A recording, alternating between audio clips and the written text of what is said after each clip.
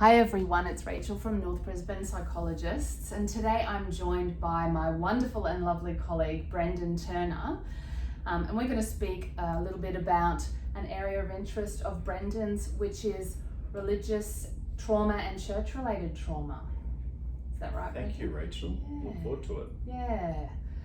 No, we had a post on our Facebook page a few weeks ago about church-related and religion-related trauma, and it was a very popular post in that it got a lot of comments and a lot of engagement.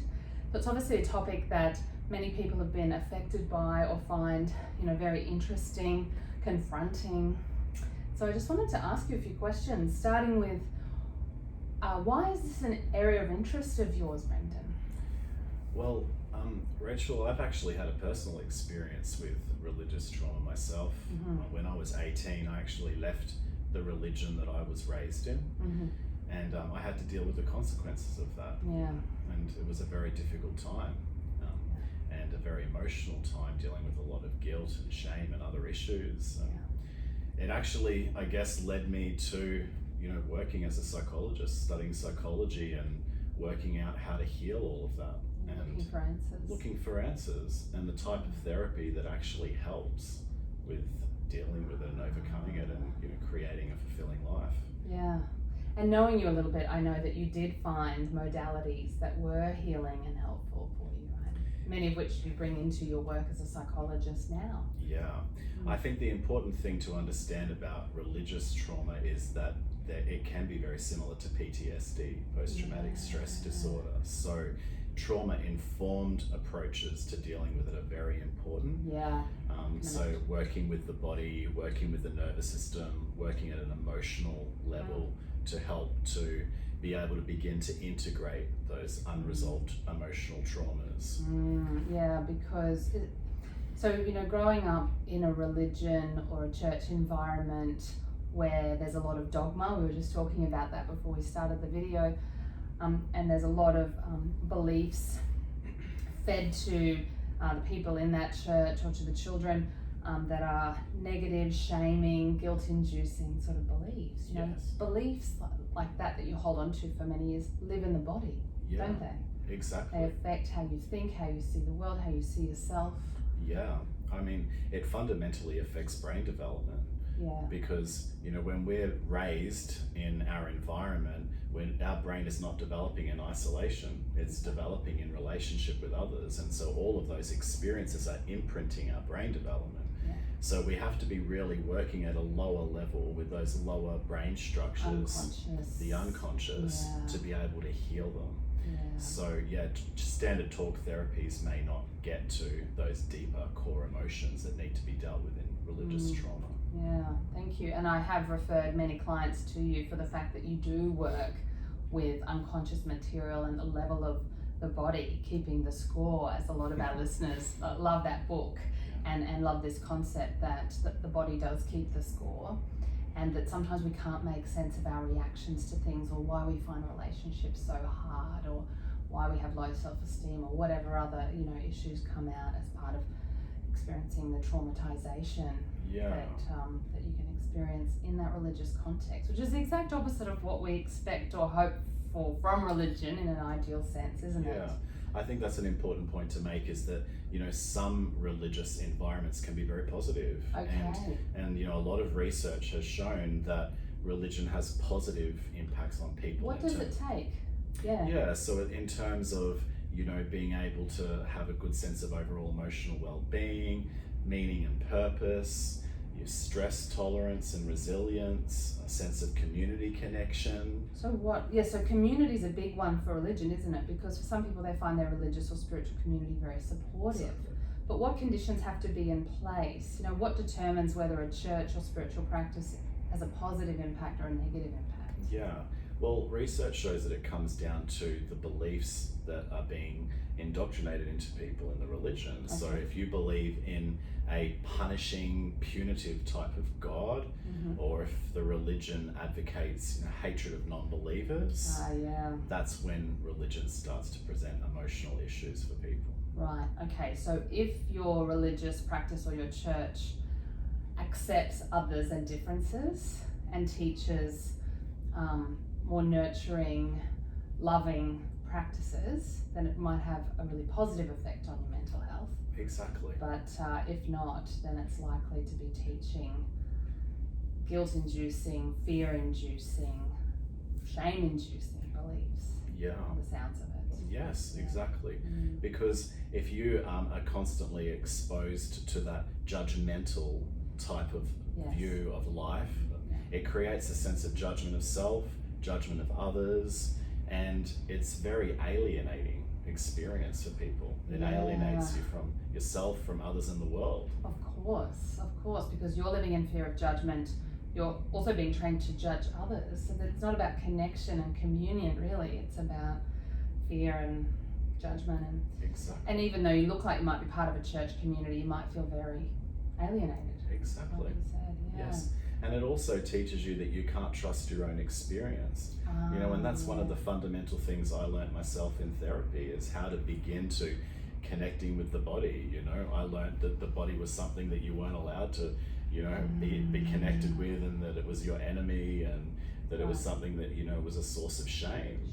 So being able just to learn how to connect with your body and trust what you're experiencing and be able to take that into your life is such a powerful thing, and is almost the foundation of emotional health. Really. It is, isn't it? Because then we get this integration that we love to talk about as psychologists, neurological integration in the brain, but also throughout the nervous system. Yes, exactly. You can kind of feel like a whole person.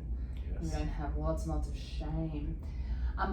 So we were talking about the article, which I'll post in up there or down there or somewhere in the post, that you wrote on this topic. Yes. And you mentioned 4 reasons or 4 ways in which religion can cause distress and trauma. Yeah. Is that what those 4 things were? So we can go through them. Yeah.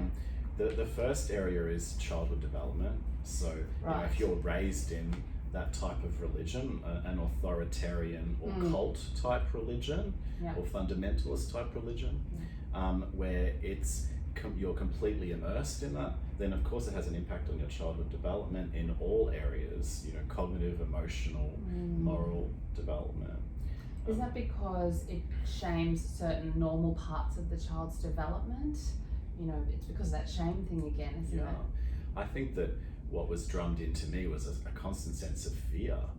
Fear was a big part of it that was started right from the beginning of my life, so it's a very difficult thing to shift, because I was always scared of God's judgment or what other people will think of me, and all of those aspects that get literally conditioned into you.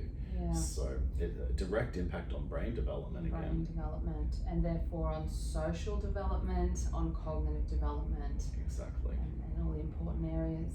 Yes. Okay, so that's number 1. What's the second one? Then the second one is the obvious emotional impact that has on the person, and the level of emotional distress and symptoms of trauma, sense of shame.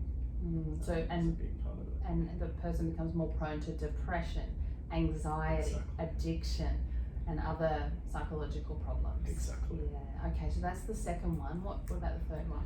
So the third one is then often those type of religions are working in a hierarchy of authority. Authoritarian, you used the word before. Exactly. And so, like I said before, when you're in that environment, you are taught not to trust self, that your answers are given from the authority structure. Yeah, so you can't possibly find your own answers to anything. Yeah, exactly. So there's that indoctrination into always receiving your answers from outside of self rather than going into self to find answers, which can be very damaging for people. So you have to cut off from yourself. Yeah. You have to cut off from your feelings, from your intuition. Yeah, exactly. Yeah, okay. Makes sense. And what about the fourth one? And the fourth one is that what can arise from a hierarchy of authority, unfortunately, is institutionalized abuse. And we're seeing more and more cases of, child abuse within a religious context coming out into the open now. It's a major issue in our society, isn't it? It is, isn't it? And it's in the media a lot in the last 10, 20 years. Yes, it is. Which is good, because it is raising awareness. It's good in that regard, but it's also important to understand that being exposed to that kind of abuse adds another layer of trauma to the individual. Of course, if it's your story in the media, then that's another stressor. Yes. Of course, yes. Yeah, so the clients who have experienced this kind of religious related or church related trauma, where do you start with them? How do you work with them? Yeah, well, it's really important, I think, to start by finding out where they're at with the process and the journey, because it can be very difficult to make a break away from that kind of environment, because it may mean leaving everybody that you know, all of your social contacts behind. Your friends and family may not talk to you anymore. Their whole construction of reality can be questioned. You know, self, others, life, future, at all of those levels.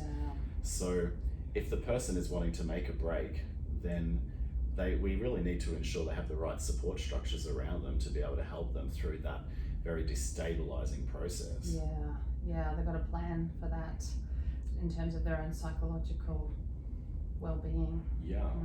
Support.